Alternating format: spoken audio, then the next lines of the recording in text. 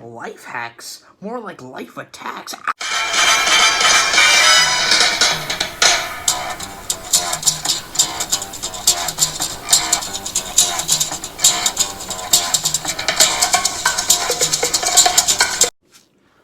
Welcome to the first episode of Life Unhacks, the show where I show you how to completely ruin your own life with the low price of whatever the materials are. Speaking of, the materials you'll need for this are a hot glue gun, steel sheet, tin snips, an X-Acto knife, cardboard, 2 AA batteries, a compass that you would use in a math class, scissors, copper wire, aluminum wire, smaller aluminum wire, a tiny 3-volt motor, optional black paint. And if you're feeling risky, you cannot paint the cardboard and risk it catching on fire, which honestly, that's what I'm going to do today.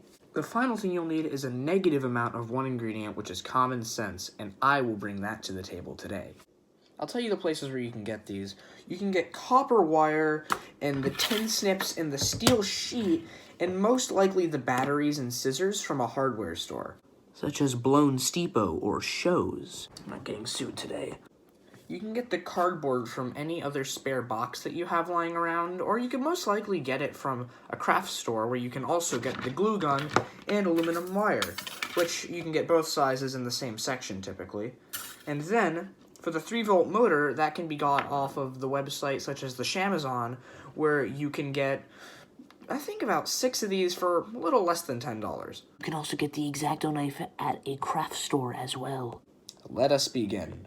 Okay, so step 1 that you're going to want to do is you're going to want to get your batteries and you're going to want to get your wire.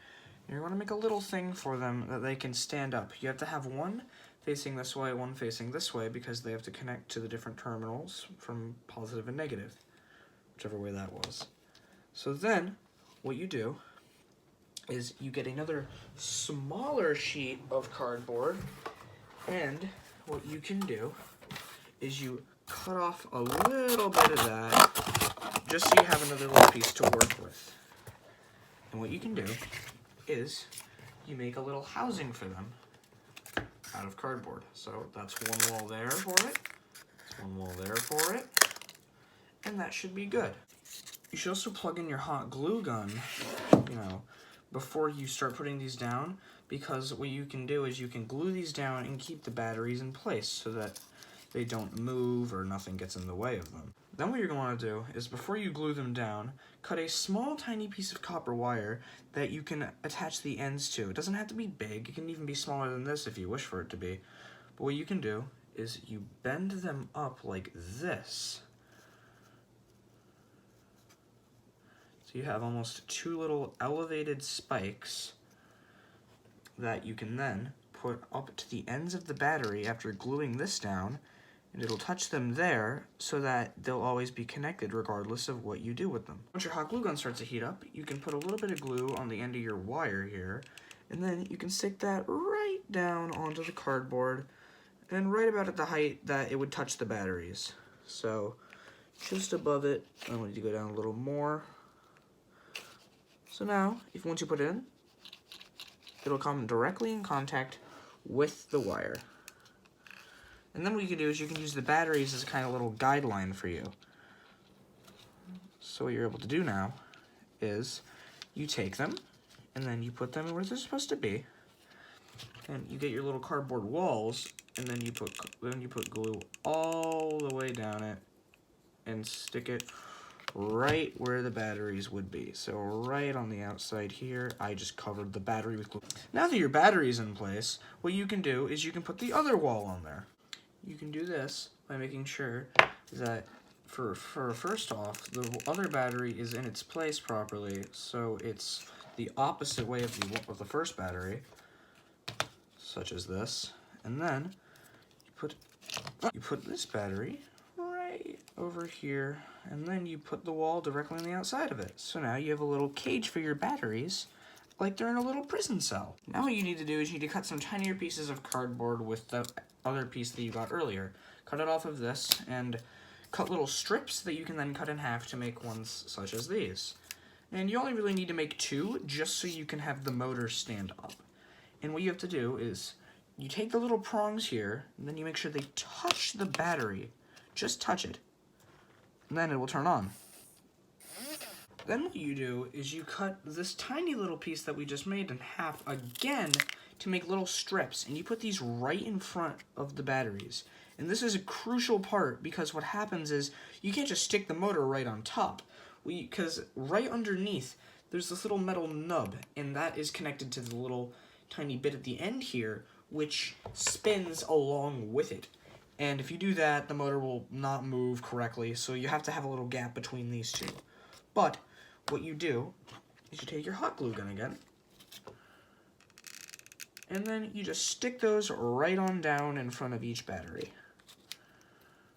You can almost use the seam between the 2 batteries here as like a guide for you. And then what you do is you take your other pieces and you make a little housing for your motor. Make sure the width is also the width of the motor so nothing falls out.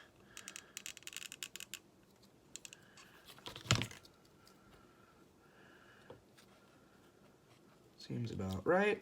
These may look off, and that's because they are, but it doesn't matter. As long as it holds the motor in place while it does this, you should be completely fine. Then what you do is you take another tiny piece, you cut it to the length of the area between the motor and the 2 walls. You glue that right on together as well.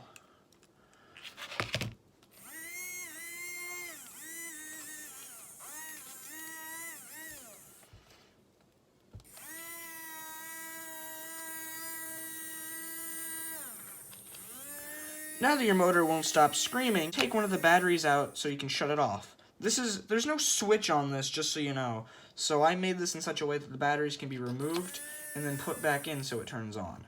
This is so you can replace your batteries. And now that you have this done, you can make a sort of little thing with your compass here.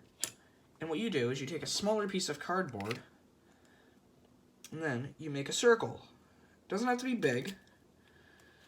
Just make it wide enough so that you can make the saw blade out of it. Did I mention that it's not actually a saw blade I'm using? That's what the steel sheet is for. You're making this yourself. Now that you have your tiny circle, what you can do is you can just use your scissors like a normal person would to cut out a circle, and you do cut out the circle.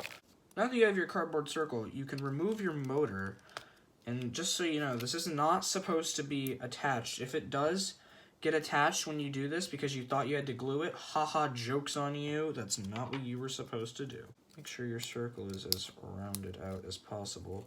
Then you use the little area in the middle that was made from the compass as your little guide to then put on the end of the motor.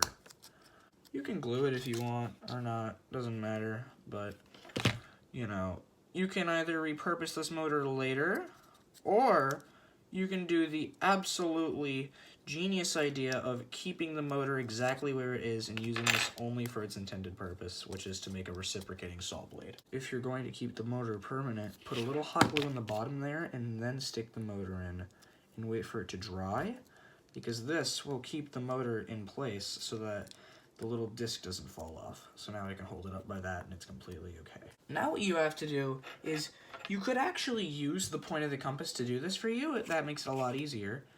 And you poke a hole wherever you want in the circle. It doesn't really matter as long as it goes through and it can like stay like that. It has to be big enough for our small portion of aluminum wire. So right around there or here, as long as it's a little bit within the boundary of the circle but can still spin around.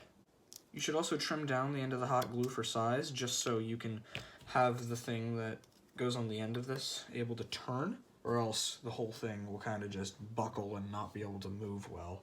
Then what you do is you take a tiny bit of your aluminum wire, I'd say around this much or so, and then you cut it. And did I mention that you need wire cutters for this? You can get these from any other hardware store that I was mentioning earlier in the video. Then what you do is you take it, you push it through the hole, and then you fold it right up at the end. So it sticks right on out there. And then you're able to still have it turn and whatnot. And then to make it easier for yourself so it doesn't move, hot glue it down to the end of the circle. In case you haven't realized already, this is going to be based off of an old locomotive design. Just kind of like when, back in the day, in the old Western times when they had the old locomotive trains. This is kind of like the wheel. So it spins around on the axle there. And then, you know, you have the rest of the thing that goes on there. And then what you do is you take another scrap of cardboard, and then you make a similar hole. You can also cut off the ends if you want to give it a little bit of an aesthetic. Then you poke a hole directly in the middle of it, which is the same thing that you did last time, so it's the same size hole. Then you thread it through. Make sure the hole is actually just a tiny bit bigger than the last one so it can still turn easily. But now, look at this. Snip off the end. You fold that on down along with it. Now that this doesn't come off, it's able to turn freely. One thing you may want to do actually is before you bend it, make a tinier little piece that's about this big or so and put a hole in it. And this acts as a tiny little spacer between the hot glue and the turning element, because that may be able to stay on, but it's not going to stay on well even though you cut the hot glue off, because there's still a little bit of a bit there that can get in the way of it turning. But if you put this on with the spacer beneath it, it turns so much better. Fold the end down.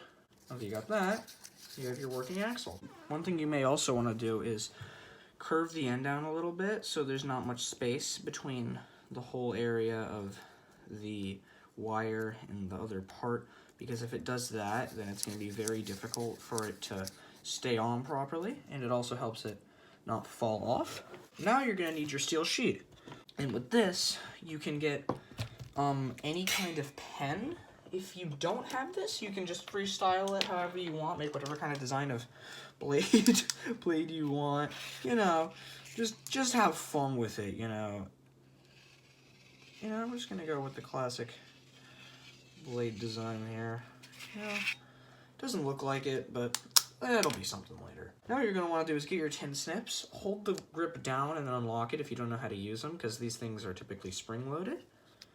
And then you can start cutting your thing away as if it was paper.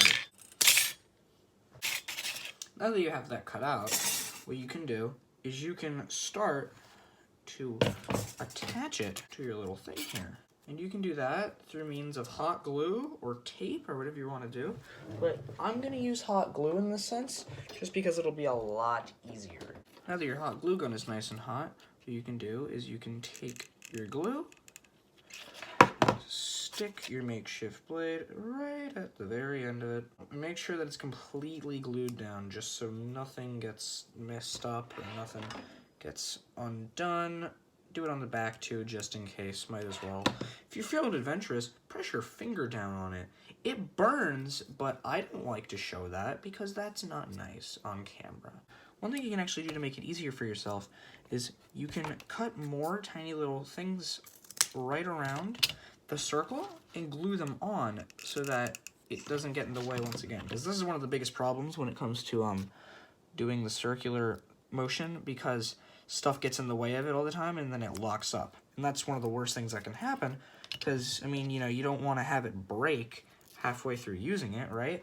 Because, I mean, let's be honest, if you're making this, you're going to be using the reciprocating blade probably not often, but if you do, this is what you should be doing. It doesn't have to look pretty, as long as it can go right back on and be used without interruption. That's when you know you have a good design, and mine is not.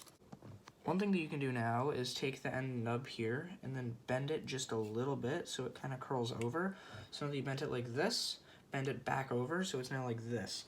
This will help it so that now when you put it on to this thing, it will not break. Then what you do, stick the wire through here so it goes right across. Then poke it through your circle. Now what this does, there's a wheel on the other side, and I'll show you in a moment What this does is this hole goes back into here, you fold that wire over, and then it connects properly.